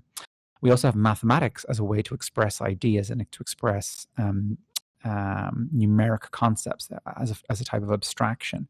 We also have other types of forms of knowledge. To me, computation is just in that sort of tooling. Like, you need to know how to write, you need to know how to read, you need to know how to think mathematically, and you need to understand how to think abstractly about problems. But also, I think everyone, school kids, everybody needs to also think computationally, because we have computation available. What does that mean? Well, it means you need to think in terms of, like, I have, if I got a protractor out and I wanted to do something, if I got a tool that I could basically bring out of my maths box, I could draw a straight line, I could do things. And then computation is the same. I can extend my thinking. So when I look at a set of numbers, I don't have to think, okay, I'm going to write these down and then add them up. I can think, I'm going to be able to encode this in some way, and I'm going to use the computer as a sort of an extension of my mind, and then I'm going to bring the answer back into my mind, and then I'm going to keep on going. But when you start thinking about problems, whatever it is, like, be it language, be it, chemistry, be it physics, be it, biology, be it mathematics, be it a language, whatever it is, you think computationally. So when you're learning a new grammatical pattern, you don't think of it as in isolation. You think, well, actually, if I had computation to support me with this, what would that look like? And that would be maybe something like a Babel fish. Again, you guys asked me about 42. Of course, you all know what the Babel fish is. Oh, what's good? Oh, you asked me about 42. Smarty pants, you don't know what the Babel fish is. 40, isn't it from the Hitchhiker's Guide to the Galaxy? That's right. And so is the Babel fish. And what is the Babel fish? I'm sorry. I'm going to fail this one. Wow! Here they are. 3 times a lady. Goodness me. Well, okay. The Babel fish, of course, is the fish you put in your ear, and it does universal translation. There we go. Babel fish. So we don't have it now, but people are working on that right now. So what would a Babel fish actually look like, and how would you and people like you and students in the future actually generate a Babel fish? What would that mean for society if we actually all had one of these things in our ear? It means, of course, you wouldn't necessarily need to learn other languages. That would be sad in many ways, but also would mean we could communicate with one another maybe a bit better. That maybe would take some of the richness out of life, because it's actually very... Have any of you ever lived in a different country? No? So actually sometimes going to other countries and not fully understanding the language is actually quite relaxing, because you're not being bombarded with all these advertisements and all this other noise, because it's just washing over you. But suddenly now, it's not actually washing over you. If you'd like to see this, type in Visions of Computing, St. Andrews or Saatchi, Visions of Computing. And in there, I documented about 80 different visions of computing. And one of those visions of computing is called Robo Kitchen, I think, or Robo something or other. What's it called? I can't remember this off the top of my head. I'll put it, if you guys find the URL, put it in the chat, and then people can have a look at it. Visions of Computing. The video's in there. If you're teaching, actually, I'll be teaching hopefully I'm teaching the user interface design course in 3rd year in semester 3. Is that right? Yeah, T3. In that, I'll be using tons of these videos. I always use them in my teaching to kind of explain different concepts. There's a great video in there showing this nightmarish version of the future, where basically your vision is augmented reality vision, and the whole world experience is just automated, but suddenly everything is overload. Language overload, and it's sensory overload, basically. So it's that's a really good resource. And also there's a great video in there. There's a BBC Telecom video, and since are you all Australian? You're all Australian? Oh, you have to watch this one. You have to find this video. In it's a British Telecom advertisement, and they're showing the world of tomorrow. And in it, they basically have some researchers in Britain who are talking to their colleague in Australia. And yeah, that's my bad Australian accent. So yeah, I wasn't hired for that. So I ran a thing 2013 called Visions and Visioning in Chi, a special interest group. And we set up this repository for the videos, which if I can find it now, somebody put it in there, they find it. Visions of Computing, bingo. Okay, the one you want to find, go to that URL. There's a lot of juicy videos in there that are hilarious. Scroll down to find the UK Post Office at a glance, 30 years ahead, number 4. Watch number 4. And in it, you see Skype, basically. So in 1960, somebody imagined what Skype would look like. And you can see what the imagination was for Skype. The other amazing one to actually look at, well, there's 2 amazing ones in here. The Mother of All Demos, that's a super famous video from 1968. And I just discovered actually yesterday, when they did that video, it cost them $1 million to make that video back in 1968. An incredible cost just in that video. The other fun one in here to look at is AT&T View of the Future from 1993. Pretty good, that one. It's all these advertisements from 1993. And it's just like, do you imagine buying a movie ticket on your phone? You will. And it's like, duh. Yeah, it was like, 1993, the web didn't exist. The internet existed, but the web was just barely at its inception stage. Okay, so yeah, go back and there's a follow. It's also Tom Selleck from Magnum PI is doing the voiceover, so it's quite amusing. The other one I was just mentioning there was the nightmarish vision of the future. Oh yeah, everyone's mature on this call yes. Okay, right. You want to have a look at the more recent one, the hyperreality from 2016. That's a very scary one because the guy got some. Oh yeah, that's a very scary one. Watch that. Yeah, I won't. Yeah, so if you're taking my course, we'll talk about this one because it's got a nice vision of what does a digital physical world look like. So, for example, if Apple Glass does come out in the next 2 years, this is the kind of visualizations and this is the kind of overlay that you actually might want to get, and it could get quite visually overloading quite fast.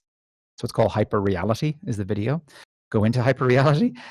It's obviously all quite funny, but then just jump into the video. Just jump in. Oh, actually, jump into like 4 minutes in and see the reality being rebooted. That's quite good. And then my particular favorite is go to minute 5 on the video. Yeah, go to minute 5 and watch the hacker steal somebody's identity, and what does that actually mean for them as a human? Because in the future, in this version of the future, you're no longer a physical person. You're a physical digital person, and there's an implication to getting your identity stolen, as I had the other day when my new credit card was nicked from my mailbox. That was fun. No. Cool. I think we'll move on to a different question. Tom? Yeah. So who is an interesting CSE lecturer that you've met, and why were they interesting?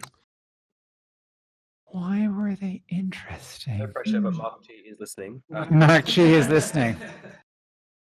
Well, Mark G is definitely an interesting lecturer because he now, of course, wants to spend time, jumping in and, coming up with a revised version of the computer graphics. So if Mark is listening, Mark, you'll be glad to know I was talking about you if your ears were burning. The people in the epicenter have lots of interesting ideas about how we do run the course and do all the computing up in the cloud. So we don't just teach students how to use the GPUs in their machines or use the GPUs or the A1 chips in their phones. We actually think about how we kind of pop all the graphics up into the cloud, which is pretty much what Weta is doing. And again, I'm going to look at the 3 representatives of the student body. Weta? No. Wow. Sorry, we're really poorly. I'm sorry. Sorry, CSE. Sorry, Weta. Type in Weta and find where is Weta and what did Weta do? And why does it matter if you're an Australian student about what Weta is, especially if you care about computer graphics? Weta are workshop special effects and prop company based in Nimar, New Zealand. Yes, and they did. I'm going to make a bet that it was Lord of the Rings. Correct, Lord of the Rings. They did Lord of the Rings and a ton of other stuff.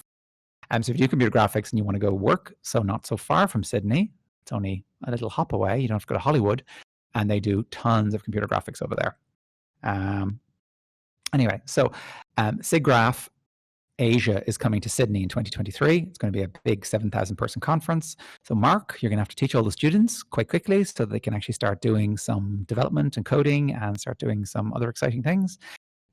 Also thinking about actually how you do all the rendering and all the movie making in the cloud rather than actually trying to do it on your own desktop computer, which is the way I learned how to do it. So yeah, Mark, Tomasz is going to have a chat to us about what we could do because I don't think you've necessarily started looking at that course redesign just yet.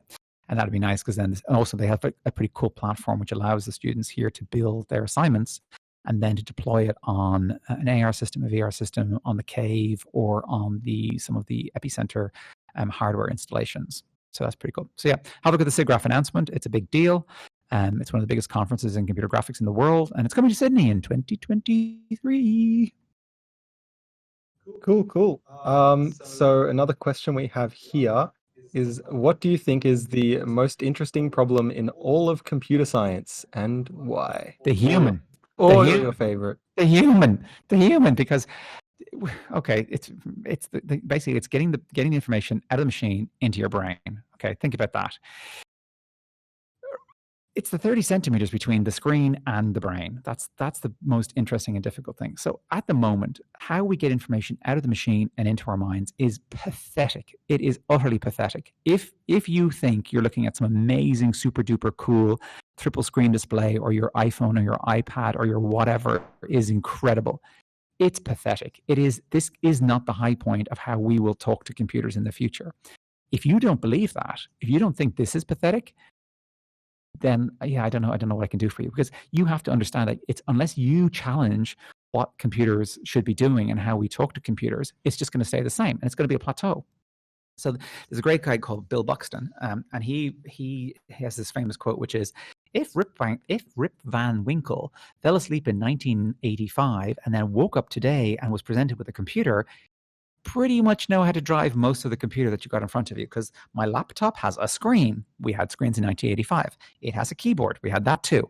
The big shiny gray thing, yeah, they might not quite know what that is, the trackpad. They might go, where's the mouse? And then they'd go, oh, that's the mouse. There you go. And the mouse moves, oh, it moves from left to right. Okay. And you've got windows, you've got icons, you've got pointers, you've got mice, you've got keyboards, you've got screens. But apart from that, how is this laptop different than what we had in 1985?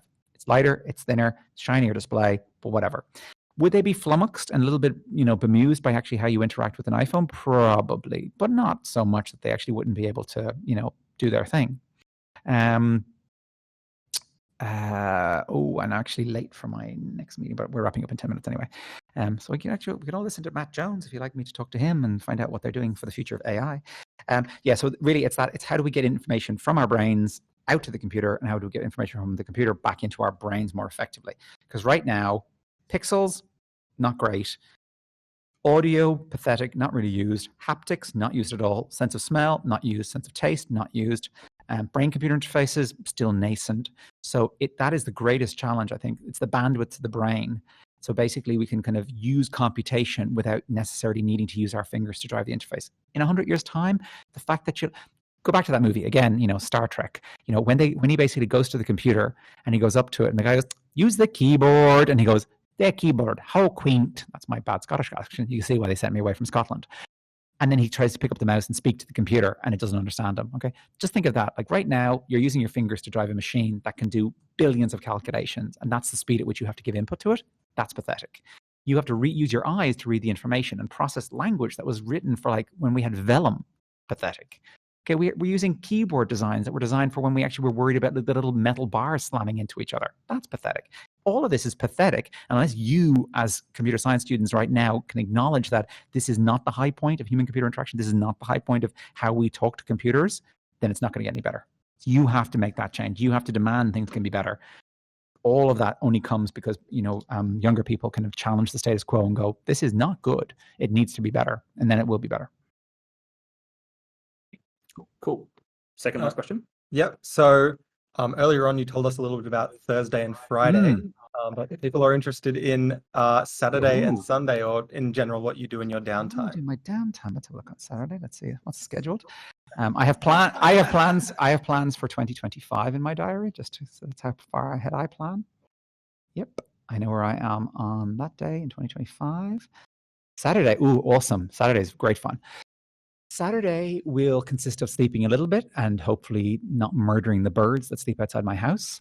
I have to mow my lawn. I have to make sure that I can get it unmulched. I have to clean up the house a little bit. I have to go out and do some shopping, and then I have to go for my run. And if it's not raining and if it's not too hot, I want to run from South Coogee, probably a little bit further South Coogee, maybe Maroubra, up to North Bondi and then back. So I want to do about 18 kilometers on Saturday because I want to get back up to doing my half marathons once a week. And then I come home, try not to have a heart attack, cool down, hop in the pool. Yes, I have a pool. That's a nice thing about coming back to Sydney. Never thought I would have a pool, but I have a pool all of a sudden, and that's quite nice. Cool down, and then I go off and I eat shabu shabu and make lovely Japanese cocktails. Try not to get a hangover, come back, do some reading, go to bed. Sunday, I have to go pick up my glasses. The rest of the day is free, so we'll probably go out on our bikes, go cycling, have some brunch somewhere, read some books. I'll take this with me. I've got this awesome book that I'm just working on at the moment, To Engineer is Human. That'll be my weekend reading. Good fun. Try not to read email. Try not to think about work so I can actually be refreshed for Monday when I come back in, and I begin at 8:30 in the morning with working with one of my consultants. And then I move into talking to my executive events, general chairs, technical program chairs. 25 of us meet to plan the Chi conference that we're having in the cloud in May with 4,000 people. And then I meet with Richard and the SunSwift team. Then I meet with Gemma to talk about, so one thing you'll learn about tomorrow is I want to basically, at the moment, representation of certain groups within our school is not great. Women in computing is not high enough. We don't have enough people from the First Nations of Australia. So Indigenous student representation here is abysmal. So that needs some work, and we have to focus on doing some work there. Computing to me is a great liberator. It's for everybody. It means anybody everywhere can. I've been able to work all over the world because I didn't end up doing law. I ended up doing computer science. Then I have to do some work around planning for T2. Then I get to eat lunch. Oh, then I get to meet Mark. Then I do my CSE executive committee, even though we just did one of those today. Then I have to go to the dentist, which is going to be fun. And then I have to meet with the head of the Energy Center to talk about how we can connect energy with AI and come up with an exciting innovation around energy and AI, where Australia has great technical and environmental prowess, and we're going to be able to unlock some of that with AI in ways that nobody else can, because UNSW is awesome. That's Monday. Exciting. Cool. Good fun job. I think, unfortunately, this is going to be our last question. No problem. But I thought that the last question that we should maybe ask is, what should we have asked? What did we miss that you want to tell us about, or that you want to answer? Regrets. You should ask, like, I always kind of ask people, like, what do they regret not doing when they were in college? So what did I regret doing? I had a very focused computer science degree, so I had very little choice in what I was able to do. So I dove very hard and fast into doing a very traditional computer science degree, and only by the time I got to third and fourth year did my horizons expand. So I had a very kind of blinkered view of what the university was. So in first and second year, I went to Trinity College in Dublin. This place is ancient. It has so many amazing things that only now do I really kind of begin to appreciate. The fact that I had, biblical scholars and literary scholars and physicists and chemists and biologists and some of the thought leaders, the people now who, of course, are going out and shaping the world. And they were sitting next to me in other parts of the university, and I just never went and discovered those other pieces. There's actually the way I would think of this is one of the prizes we actually give out in CSE is named after a student called Ben Ridskia. I'm mispronouncing his name. And Ben's parents provide the funding to this for this prize. And the reason they give this prize is I think it's given out to the computer engineering, one of the computer engineering courses. And the reason they give this out is that Ben came here, studied, had a great time, Dean's medalist, went off to do an internship in Toronto, took some sort of witchcraft course in his third year, which I didn't actually realize was an option. Yeah, I don't know. Anyway, I'm not sure. I'm not quite sure what that is. So Ben would seem to be the kind of student who embraced the opportunity to take an internship to go away, took the opportunity to kind of broaden his horizons and learn all about something quite different than computing, and actually also was working in bioinformatics, and he had a bright and shining future ahead of him. And then unfortunately, 1 or 2 years after he graduated, he passed away quite young. And it's that kind of unrealized potential that I think his parents, why they sponsor this prize, and it's a prize that you could all win if you take that course. Remember, we have like 40 or 50 of these prizes, and that prize ceremony hopefully is going to be happening on the 26th of March this year. So pay more attention for that. And I think of Ben when I think of like any of you coming into the university now, like what regrets will you have? Like, what do I regret not doing now in college? But because my father passed away at the end of first year, I was kind of, it lit a fire inside of me to go, look, the time is ticking. Go out there. And I joined the Historical Society, and I debated fine points of law. I joined the Philosophical Society. I joined the Canoeing Club. I got to meet all kinds of people through the Film Society. I joined the Rock Climbing Society. The programming competitions. I really kind of tried to suck, the life from the marrow, because I just felt like I wasn't sure when I would be able to do it. So I don't think after first year I did nothing in first year except just study, and that was a mistake. But the regret I have is that I didn't go to listen to that public lecture from that Nobel Prize winner who came and is now dead. I didn't actually go and meet that lawyer who was actually thinking about human rights and justice in second year. But I didn't actually go and take that internship opportunity to kind of connect physics with computer science. And I missed out on the chance to see, what maybe a future quantum computer was. I think that was probably what I regretted in college now, looking back, that there was opportunities that I missed. And if only somebody had pointed it out to me, that maybe going to the Paddington campus might be something that you want to do. that may be taking something a little bit out of the ordinary from what you're currently doing and actually connecting the dots. And maybe you're the person who will say, well, you know what? We've got a quantum computer here, and we've got this AI person over here. We've got this energy center over here. Gosh, I wonder if we could connect the energy and the quantum and the AI and do something ridiculously new. And boy, I bet I could do that. And I could either get an amazing PhD and win a Turing Prize, or I could go start up a new company and get really rich and then give Aaron a building. Remember, Aaron needs a building. Daddy needs a new pair of shoes. Any alumni that are listening, yes, we do need a new building. This place is lovely, but we're actually in what used to be called the gas building, and it is a gas, but it needs a bit of a refit, which is what we're going to start doing in the next 2 years. So that's the thing. If I was a student now, don't live life with regrets. Make sure you actually push yourself outside your bubble and see something a little bit new outside of the day-to-day. If you didn't realize we had a quantum computer here, shame on you. If you didn't realize we've got an energy center, an iCinema, an epicenter, that we've got students doing all kinds of crazy and wonderful, wacky things, don't have a blinkered view. Take advantage of the full spectrum of what you've got available here. That's it, Aaron. Thank you so much for your time, Aaron. Everybody, if you could please, if you want to thank Aaron, please thank Aaron now, because I'm sure he can open chat and read it. But yeah, thanks so much for your time. The recording will be available in, let's say, a week max. Somewhere we'll put a link up soon. Lots of great details for you. I'm sorry. But yeah, thanks so much for your time. I learned a lot of interesting things, especially about this new campus we have, Paddington.